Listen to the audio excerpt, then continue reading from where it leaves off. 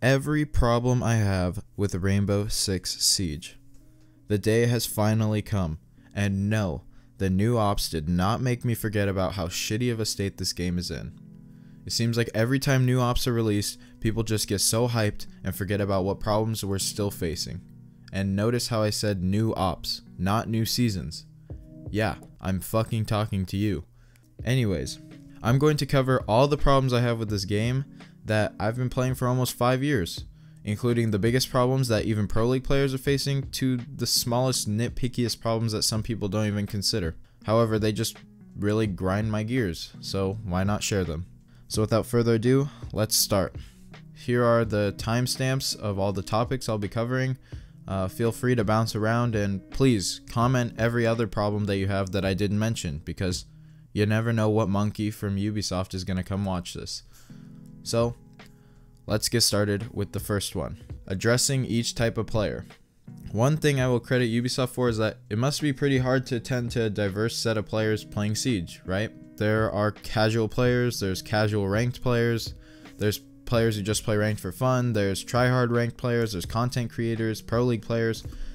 There's just too many different types of populations within Siege that some changes may be seen as a plus to some groups of players, but it's drastically ruining the experience for others.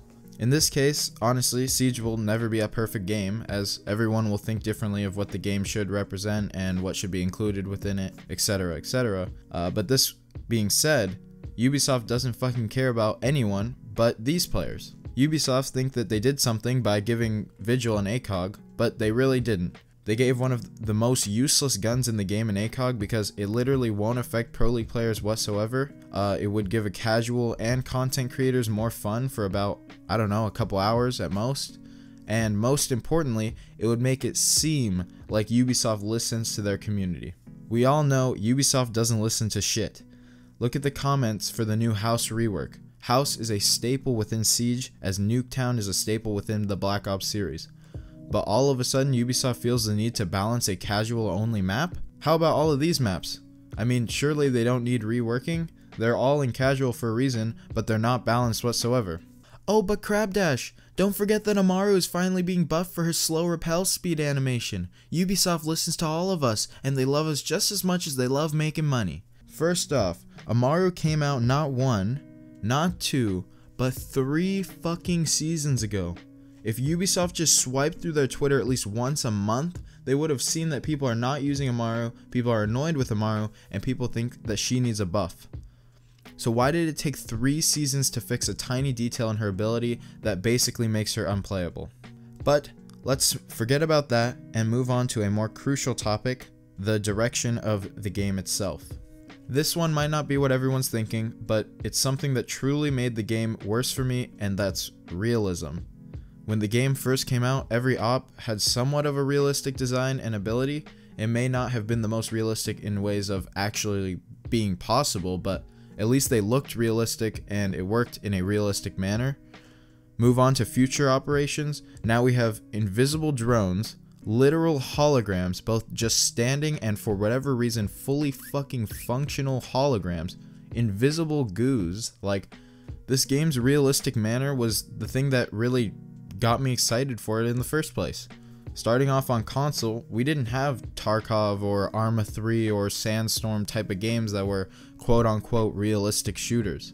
This was the first of its kind, destructible surfaces and environments, one-shot headshot mechanic, realistic operator designs. As the game moved forward, Ubisoft has already stated their goal to get over hundreds of operators, and while the cost of getting these operators has dug into what Siege truly stood for at its initial release, which was to be a realistic competitive shooter, it may just be a game, but it hinders its overall structure in my eyes. But let's just say that you thought the entire realistic rant I just said was completely useless. Trust me, I understand. It's just a game, it doesn't have to be realistic, but it's not only the realism that's being altered when I say direction of the game. It's also what the devs consider to be balanced additions to the game throughout time. Ubisoft wants to add 100 new ops?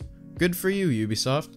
Let's add 100 ops that are balanced and have proper advantages as well as counters. But no, Ubisoft has resorted to adding operators that are now extremely overpowered just to nerf them a couple months later, or ops so underwhelming that they just need buffs and no one's playing them. And while that just might be poor planning on Ubisoft's part, what I'm extremely annoyed with is the idea of operators with multiple abilities. Let's look at the original roster of operators, right? Before any of the operations, just right before Buck and Frost came out. Each operator has one gadget, one ability, and give or take one purpose. Some may have two, for example, mutes can be used both for walls and drones, but overall each operator only has one purpose, and you as the player subconsciously realizes that whoever you pick will add one purpose to the match for your team, which made picking an operator more challenging as you and your team needs to figure out what's worth one of the 5 spots on your team. Now, we don't have that problem because we have multiple use operators. It all started back when Caveira was released. Not only does Caveira have Silent Step, making sound bugs in this game just as fucking bad, but we also get dick slapped in the face with a pistol that does 99 damage and replaces the one-shot headshot mechanic that this entire game revolves around, and replaces it with a one-shot down so that she can get easier interrogations. Oh yeah, she can fucking interrogate as well. I'm so sorry, I forgot that really small detail. Interrogation and Silent Step could have been 2 different abilities, but for whatever reason they decided to make a multi-use operator, and now they have continued to do so. Jackal, for example, can see footprints. Nice, it can help counter a bunch of different roamers. Why the fuck can he scan them and ping them continuously? No wonder he's banned every single ranked match. Ella and Zofia, for some reason, are less affected to their abilities because they're sisters. So now Ubisoft wants to make the story accurate because for whatever fucking reason, they're now professional storytellers and they can't have any flaws within their design, right? But the worst, absolute worst multi-purpose operator in my mind is Lesion. Why has Lesion not been nerfed yet? Lesion is quote-unquote a trap operator, but he's much more than just a trap operator. Lesion's main ability, as you know, are these pointy little goo mines, right? These goo mines not only stop enemies from sprinting, they also make loud ass sounds, require you to pull them out, leaving you completely vulnerable, don't allow you to plant if there's one in you, give damage periodically, and to make things worse, he has 8 of them. Yeah, and oh no, wait, let me also add that they are also fucking invisible. Nice. And the worst part about all of this is that they can also be seen through walls. Let's compare Lesion, a trap operator, with another trap operator like Capcan or Frost. When you place your gadget down as Frost or Capcan, you have to either rely on the memory of where you place them or the sound of them getting stepped in or triggered by the enemy. You don't really know exactly where which one of your traps went off, meaning that you have to rely on smart placements as well as a good headset to realize where the enemy could potentially be. Lesion, on the other hand, throws all that shit in the garbage and says, okay, I'll place one in the back of flank and always see the Lesion icon above it until someone steps in it because it's fucking invisible, and then there's no way that they'd be able to see it, you know? Then you can also hear the sound from a mile away, see that the Lesion sign is gone, meaning that someone stepped in it, and know exactly where the enemy was, acting as essentially a ping. Does no one else see a problem here? But then they release ops like Warden. Here you go, one ability that needs to be in such a specific fucking scenario that you literally are useless. Yeah, Ying got a little bit more attention, but we don't need a direct counter. We need a generalized counter, meaning that their abilities work against multiple things. Warden is just not meant to be a team player whatsoever, and I would say that Warden is actually the Blackbeard of defense. Except, for whatever fucking reason, he has a suit, and he's also a 3-speed, meaning he's meant to be an anchor with an ability that should support not anchoring whatsoever. And the problem boils down to how Ubisoft decides to fix their problems. They are going for a Seesaw type of method, but it's just not working. Ubisoft needs to realize that balancing a game doesn't mean continuously adding overpowered things to each side. Removing them right away just makes the game feel super underwhelming for both defenders and attackers. For example, we say defenders are too OP, so instead of balancing out both the defender and attacker gadgets, no, they just remove basically every single ACOG on defense and let every single attacker have one. The Seesaw is balanced by meeting at an equilibrium, or an area where the balance is restored. the weight is equal, however you want to say it. But Ubisoft likes to continuously add and subtract weight from each side until it's practically unplayable, and then have to do the same thing over and over again to almost meet the equilibrium, but just not ever quite be there. And if they are close, they're not there for very long. But besides that, let's move on to talk about the actual set in stone gameplay. There is so much wrong with the gameplay currently that should have been fixed a long time ago. Starting with sound, it's just fucked. It's not good at all. I've been playing games like Valorant and CSGO recently where the sound has honestly been crystal clear, and Valorant is just in a beta stage. Siege has been out for 5 years. You think they'd be able to figure out how sound can work in a game in a 3D environment, but they just can't. Siege sound is just inconsistent. Sometimes it's crystal clear on exactly where the enemy is. Other times they're sprinting up right behind you and you cannot hear them because of either gunshots or other miscellaneous map noises canceling out these sounds completely. Server issues are another to mention. People are talking about client side versus server side. Debris, bodies, smokes, they're all inconsistent within the game. It'll allow one side a greater advantage not based on, oh, who's the better player, rather than who got lucky enough for the images on the screen to show the body in front of their reticle rather than wherever else it is for the other team. And we all know that this is way too common in a game like this. When a body dies, why does it look like it's in the doorway for someone, but for someone else it's not even there? It gives an advantage for no reason. Smokes used to be a lot worse, but even now are still pretty bad. Sometimes the enemy will show a kill cam and it's just them shooting you directly through a smoke, which on your screen was a solid big gray blob. It makes no sense. And they have been trying to fix the debris problem, I'll give them that, with the barricades and whatnot, but in a game that's so destructible, you can't just rely on client-side servers, because you will destroy holes in the wall and you'll think that there's no debris there, but other players will see debris, and it's bullshit, and it shouldn't be in a competitive FPS shooter. Lighting is also a problem that a lot of people have been facing. Lighting bugs, shadows not working where they should be. For example, if you're inside peeking from a window and you have shadows on, an attacker wide swinging you, you should be able to see them most likely because of the shadow of the sun outside, if it's a daytime map of course, but a lot of the times you just don't see anything. As a PC player, it's up to me to change my settings, but as console players you basically only have the adjustability of brightness. So fixing the lighting in the game is really important for the console community because all of them are faced with the exact same bullshit. But moving on from just lighting problems, we have lighting problems in correspondence with the types of skins available.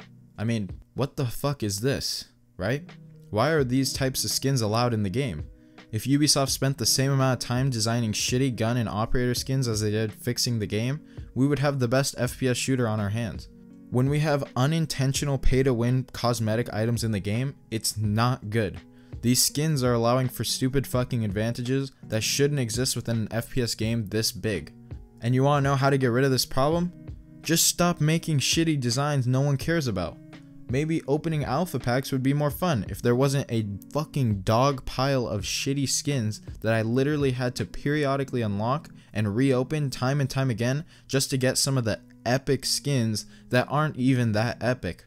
Why pay designers to design this shit? No one wakes up and thinks, man, I really hope I pack this skin today. I love that skin. Like, these skins are terrible. Why spend the money on stupid skins when you can spend money on making the game better? Apex Legends, for example, back when everyone used to play that, it had a similar tier of skins with epic, legendary, whatever, but the difference was that there wasn't so many of them, meaning eventually you'd get something good, and even the lower end skins were pretty cool. These skins in Siege are just a waste of space to add to the game, and overall don't even make me eager to save renown and buy more alpha packs because I know at the end of the day, I'm leaving disappointed. Moving on from alpha packs though, let's talk about the new season, right? Everyone's so hyped about this season for no reason. This is something that people should be upset about. Let's talk firstly about the new operators. Once again, balancing the seesaw. Ubisoft realized, hey, we put way too many trap operators in the game, and they're all pretty overpowered. So let's put way too many hard reachers onto the attacking side, so that defenders have to pick either bandit, mute, or cade. That's a good idea. Or yeah, what about the Malusi bitch? Yeah, let's just release another multi-purpose operator who not only can slow down enemies, but also give the loudest fucking possible sound for when they're anywhere near her gadget. Oh, and if we're releasing a gadget that's specifically meant to be a sound trap, why not give other operators a secondary gadget that does the same fucking thing? Like, what is Ubisoft thinking? I don't understand. Now we have non-trap operators with a trap secondary, making that every defending operator could be a trap operator. What's even the purpose of Malusi then, if you literally could have a entire different operator with a very similar gadget added on top of that? Like, and the house rework looks cool, yeah, but why delete the other one? The OG Terrace Hunt map. Once again, not listening to the community. This season overall just seems very disappointing to me, and I don't understand what the hype is about. Oh, but Crabdash, the AK is now on a 2-speed 2 operator. Didn't you say that was your favorite gun? Oh, and it also has a regular ACOG instead of the Russian one. Now that's pretty epic. Wow. Good job Ubisoft for replacing the ACOGs on the AK. Everyone bow down to Ubisoft for doing the most unthinkable action ever. While we're on this topic, when was the last time that we got any new gadgets or equipment for the attacking or defending side in terms of gun attachments, right? I remember when angled grips came out, I was like, wow, they actually know what they're doing. They're going to continuously add more and more attachments. I mean, half of the people don't even know the difference between compensator, flash hider, and muzzle brake. And I'm one of those people because I really can't tell the difference between all three. But no, Ubisoft doesn't care about any of the smaller things that people appreciate. Rather, they just enjoy fucking the game and getting more money just because they know that people like us who hate the game currently are still just gonna keep playing. But while we're here, why not talk about the training modes? You really can't call Terrorist Hunt a training mode. This game supports a lot more than just aim, and with new players rushing into this game, you better make some better tutorials for this shit. I mean, I honestly don't even know how Siege is growing at this point because new players are actually designed to be fucked. Besides the steep learning curve, new players are met with shitty matchmaking, hackers in all the newcomer lobbies, as well as just sweaty Smurf accounts, and overall have no idea what to do when resorting to the game for basic tutorials. I mean, in this tutorial, Thermite still has his fucking nades in the tutorial. Why is that? Because Ubisoft has literally not even touched it since the game first came out. There's a lot more to just hitting a barricade or defusing a bomb in this game, and Ubisoft really doesn't care to even teach any of the players that are coming in, supporting the game, making them more money. They do not have the single most respect for these new players to at least design some sort of tutorial that will actually help them. The poor new players should be supported as they have a lot to learn, so they should work on helping them rather than forcing them to literally look everywhere but the actual game to find out how to play. But that was just my rant. There are a ton of different problems in this game. Pengu just recently released a fucking 2-hour long video on everything he thinks is wrong in Siege, and as a Pro League player, I'd hope that he had a bigger list than me. There's a lot more into this game that's just really pissing me off, but I don't even think it's worth my time, because in the end of the day, I know that Ubisoft isn't going to do shit to fix it. At the same time, you never know who's going to watch this video, so I really encourage all my subs who also don't really like the form of the game right now to comment down below what you guys think could be fixed. And like I said, you never know, maybe someone from Ubisoft is going to watch this and maybe consider fixing the game. But that is just my rant. I don't know how much longer I can play this game. I'm not quitting, of course, but at the same time, I'm definitely playing different games. So I hope you guys support me on that adventure, because once again, I'll say this for the last time, I am a gaming channel, not a Siege channel. But yeah, I love all of you guys. Thank you guys for the support recently. We just hit 3,000, going on to 4,000. I love you guys so much. It's actually crazy how fast we're growing, and I hope that you guys enjoy the content and stick around. So let's dash to the next video.